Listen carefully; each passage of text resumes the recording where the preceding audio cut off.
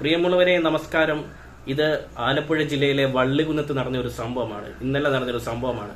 ഈ ഒരു വാർത്ത ചെയ്യാൻ കാരണം ഈ ഒരു വാർത്തയ്ക്ക് അടിസ്ഥാനമായ ഒരു സംഭവം നടക്കുന്നത് എൻ്റെ വീടിന് തൊട്ടടുത്ത് ആണ്.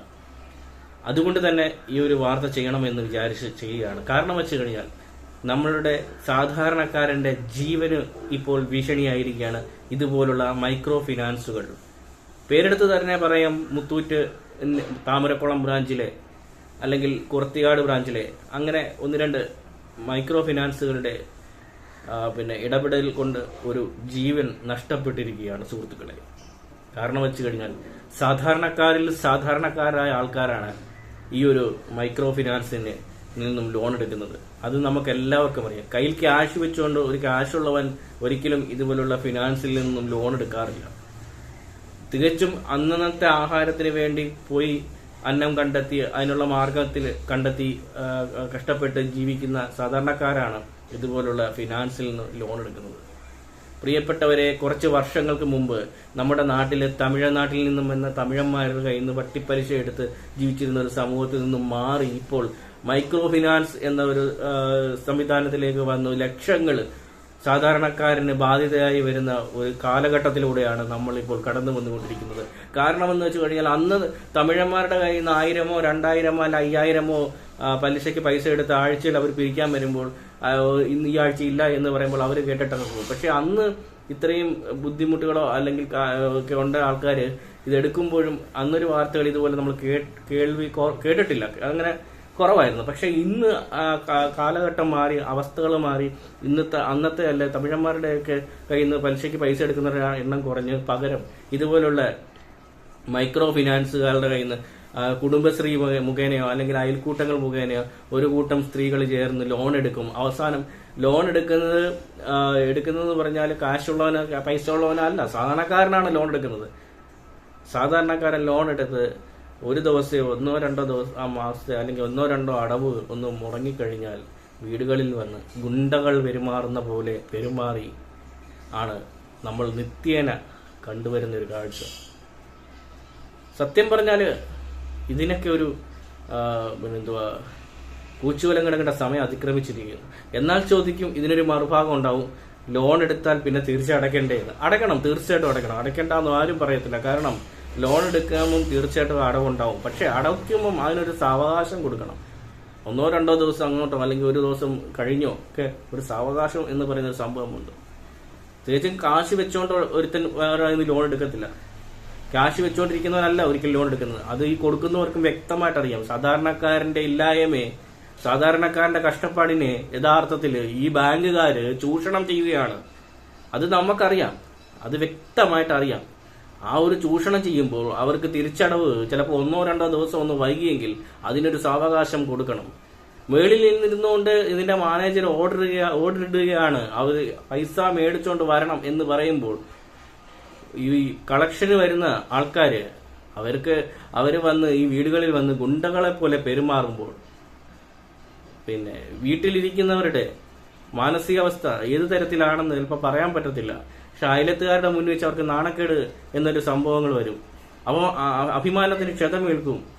ചിലപ്പോൾ ചിലവർ അറിയാതെ എന്തെങ്കിലുമൊക്കെ കടുകൈ ചെയ്തു പോകും. അങ്ങനെ ചെയ്തതിന്റെ ഒരു ഉദാഹരണമാണ് എൻ്റെ വീടിന് തൊട്ടടുത്ത് സംഭവിച്ച ഈ ഒരു ദാരുണമായ സംഭവം. ഒരു കുറച്ചാഴ്ചകൾക്ക് മുമ്പ് ഒരു വൈകുന്നേരം ഒരു 6:30-7 മണി സമയത്ത് ഞാൻ വീട്ടിലിരിക്കുന്ന സമയത്ത് തൊട്ടടുത്തതായി കുറച്ച് സ്ത്രീകളുടെ ശബ്ദം കേൾക്കാം. എന്താണ് അവിടെ സംഭവിക്കുന്നത് എന്ന് അറിയാൻ വേണ്ടി ഞാൻ അവിടെ തിരക്കി ചെന്നപ്പോൾ അവിടെ നടക്കുന്നത് ഒരു 2 സ്ത്രീകൾ പുറത്ത് ഒരു ബാഗും തൂക്കിയ 2 സ്ത്രീകൾ, ഒരാൾക്ക് ഒരു 22 വയസ്സ് പ്രായം, ഒരാൾക്ക് ഒരു 25-26 വയസ്സ് പ്രായം, ഒരു വീടിന്റെ മുന്നിൽ കിടന്ന് ഭയങ്കര തെറി വിളിക്കുകയാണ്. തെറി എന്ന് പറഞ്ഞാൽ കേട്ടാൽ അറയ്ക്കുന്ന തെറിയും സംസാരങ്ങളാണ്. ഒരു മര്യാദയില്ലാത്ത രീതിയിലുള്ള തെറി വിളിക്കുകയാണ്. ആ വീട്ടിലൊരു ക്യാൻസർ പേഷ്യന്റായ ഒരാൾ ഉള്ള ഒരു വീട് കൂടിയാണ്. തിരക്കിയപ്പോഴാണ് അറിയുന്നത് അവര് ആ ആഴ്ചത്തെ അടവ് അടച്ചില്ല എന്ന്. ഒരു ദിവസം ഒറ്റ ഒരടവ് മുടങ്ങിയതിന് ഒരു വീട്ടിൽ വന്ന് അസഭ്യം പറയുന്ന ഗുണ്ടകൾ, പെൺഗുണ്ടകൾ എന്ന് തന്നെ അവരെ പറയേണ്ടി വരും. അതുപോലെ ആണ് അവര് അസഭ്യം പറയുന്നത്. കാര്യം തിരക്കിയപ്പം ആഴ്ച അടച്ചില്ല. അന്നേരം ആ വീട്ടുകാരോട് കാര്യം തിരക്കി പറഞ്ഞു, ആ വീട്ടിലെ ഗ്രഹനാഥൻ എന്ന് പറയുന്ന ആള് കൊല്ലത്ത് ഇച്ചിരി ദൂരെയാണ് ജോലിക്ക് പോയിരിക്കുന്നത്. അയാൾ വരുമ്പോൾ പൈസ അടയ്ക്കാം, അല്ലെങ്കിൽ പിറ്റേ ദിവസം രാവിലെ അടയ്ക്കാം എന്നവർ പറയുമ്പോൾ അവർക്കത് പറ്റത്തില്ല. അന്നേരം ആ പൈസ കിട്ടണം. ഞാൻ അവരോട് സംസാരിച്ചു. അന്നേരം അവർ പറയുന്നു അവർക്ക് പൈസ അന്നേരം കിട്ടണം. വിളിച്ച് തിരക്കിയപ്പോൾ പറഞ്ഞ ആ ആൾ പണിയും കഴിഞ്ഞ് വന്നുകൊണ്ടിരിക്കുകയാണ്, വന്നാൽ ഉടനെ പൈസ അടക്കാം എന്നുള്ള തീരുമാനം അവർക്ക് പറ്റത്തില്ല. പിന്നെ ഒരുവിധം അവരോട് പറഞ്ഞ് അവർ പോയിട്ട് ഒരു 1/4 മണിക്കൂർ കഴിഞ്ഞ് വരാൻ പറഞ്ഞ് അവർ തിരിച്ചു വന്നു, പൈസ മേടിച്ചുകൊണ്ട് പോയി. ഇതാണ് കേരളത്തിലെ സാധാരണക്കാരൻ, ഇതുപോലെ മൈക്രോ ഫിനാൻസുകാരന്റെ ഇന്ന് ലോൺ എടുത്ത സാധാരണക്കാരന്റെ വീടുകളിൽ ഒരു ദിവസം 1-2 ദിവസം അടവ് മുടങ്ങിയെങ്കിൽ സംഭവിക്കുന്ന കാഴ്ച. ഇതിനെതിരെ ശക്തമായ ഒരു നടപടി ഉത്തരവാദിത്തപ്പെട്ട ആൾക്കാരിൽ നിന്ന് ഉണ്ടാകണം. അല്ലെന്നുണ്ടെങ്കിൽ നാളെയും നമ്മൾ ഇതുപോലുള്ള വാർത്തകൾ കേൾക്കേണ്ടി വരും. ഒരുപക്ഷെ ഈ ഒരു മനുഷ്യൻ എങ്ങനെ ചെയ്തത് അദ്ദേഹത്തിന്റെ അഭിമാനത്തിന് അല്ലെങ്കിൽ ഒരു നിമിഷത്തെ ഒരു ഇതിനു വേണ്ടിയാണ് ചെയ്തത്. ഇങ്ങനൊരു സംഭവം നടന്നപ്പോൾ അവർ വന്ന് പൈസ ചോദിച്ചപ്പോൾ അന്നേരം കൊടുക്കാനില്ല, സാധാരണക്കാരാണ്. ചിലപ്പോൾ ഒരു പക്ഷെ അന്നേരം കൊടുക്കാൻ കാണത്തില്ല. ആ ഒരു മാനസികാവസ്ഥയിൽ ചെയ്തു തരിക്കും. പക്ഷെ ആ ഒരു മാനസികത ഒരു നിമിഷത്തെ ആ ഒരു സ്വന്തം അഭിമാനത്തിന് ക്ഷതമേറ്റു എന്ന് ആ ഒരു തോന്നലിലായിരിക്കും ചിലപ്പോൾ ചെയ്തത്. പക്ഷെ ആ ഒരു തോന്നലിൽ ആ ചെയ്ത ഒരു നഷ്ടം ഇനി ജീവിതകാലം മുഴുവൻ ആ ഒരു കുടുംബത്തിന് നഷ്ടം തന്നെയാണ്. പെട്ടെന്ന് അത് ആ ഒരു നഷ്ടം നികത്താൻ ഇതുപോലെ ഫിനാൻസുകാരന് എത്ര രൂപ കൊടുത്താലോ കഴിയില്ല. അദ്ദേഹത്തിന്റെ അതേപോലെ ഒരുപാട് സാധാരണക്കാർ നമ്മുടെ സമൂഹത്തിലുണ്ട്. ഒരാളുടെ കയ്യിൽ നിന്ന് പലിശയ്ക്ക് പൈസ എടുത്താലോ അല്ലെങ്കിൽ ഒരാളുടെ കയ്യിൽ നിന്ന് ഒരു വായ്പ പൈസ നമ്മൾ തിരിച്ചടക്കണം. അടയ്ക്കണ്ട നമ്മൾ ഒരിക്കലും പറയത്തില്ല, അടയ്ക്കണം, അതിനൊരു സാവകാശം അല്ലെങ്കിൽ അവരോട് അത് ചോദിക്കുന്നതിന്. ഇത് കുടിശ്ശിക ഒന്നുമില്ല, ഒരടവാങ്ങാണ്ട് മുടങ്ങിയനാണ് ഈ ഒരു കടുങ്കൈ അദ്ദേഹം ചെയ്തത്. പക്ഷെ ദാരുണമായ സംഭവമാണ്. ഇങ്ങനൊരു സംഭവങ്ങൾ നമ്മുടെ കേരളത്തിൽ സംഭവിക്കാൻ പാടില്ല എന്ന് തന്നെയാണ് ആഗ്രഹിക്കുന്നത്. അതുകൊണ്ട് തന്നെ വേണ്ടപ്പെട്ട അധികാരികൾ ഇതിനൊരു കൂച്ചുവലം ഉണ്ടാകണം, ഒരു നടപടി ഉണ്ടാകണമെന്ന് തന്നെയാണ് ആഗ്രഹിക്കുന്നത്.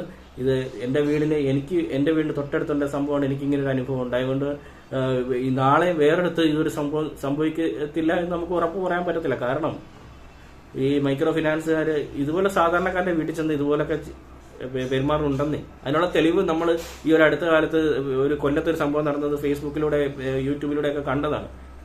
അതുകൊണ്ട് മനുഷ്യനെ കൊല്ലുന്ന ഇതുപോലെ മൈക്രോ ഫിനാൻസ് എന്ന വലിയൊരു ചതി ആരും പെടാതിരിക്കാൻ പറയാൻ പറ്റത്തില്ല. കാരണം വെച്ചാൽ സാധാരണക്കാരൻ്റെ അവസ്ഥ പലർക്കും പലതാണ്, എടുത്തു പോകും.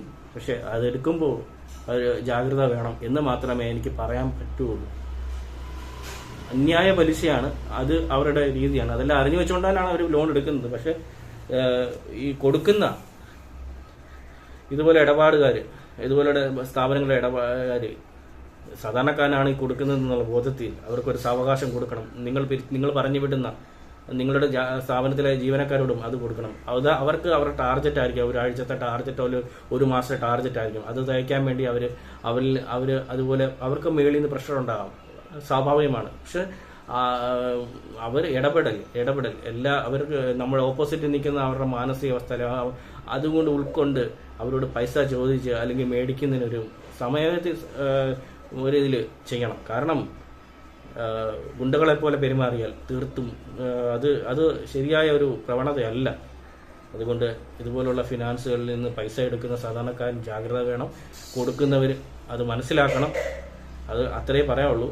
ഇനിയൊരു സംഭവം ഇനി കേരളത്തിൽ ഇതുപോലെ സംഭവം ഉണ്ടാകാതിരിക്കട്ടെ എന്നാണ് ആത്മാർത്ഥമായിട്ട് ആഗ്രഹിക്കുന്നത്.